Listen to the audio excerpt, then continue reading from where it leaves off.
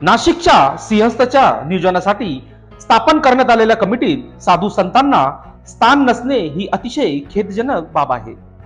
या समितीत प्रशासकीय अधिकाऱ्यांबरोबर साधू संतांनाही स्थान देण्यात यावे अशी आमची मागणी असून या संबंधित शासन स्तरावर बोलणी करण्यात येईल अशी माहिती अखिल भारतीय सनातन परिषदेचे महाराष्ट्राचे प्रभारी तथा पीठाधीश्वर श्रीराम शक्तीपीठ संस्थान राष्ट्रसंत अनंत विभूषित श्री श्री 1008 महामंडलेश्वर स्वामी सोमेश्वरानंद सरस्वतीजी महाराज यांनी दिली। अखिल भारतीय सनातन परिषदेतर्फे 10 ते 19 फेब्रुवारी 2024 दरम्यान नवी दिल्ली येथील रामलीला मैदानावर अश्वमेध राष्ट्रनिर्माण महायज्ञ 1008 कुंडीय संपन्न होणार आहे। याची माहिती देण्यासाठी स्वामी सोमेश्वरानंद सरस्वतीजी महाराज यांनी त्र्यंबकेश्वर रोडवरील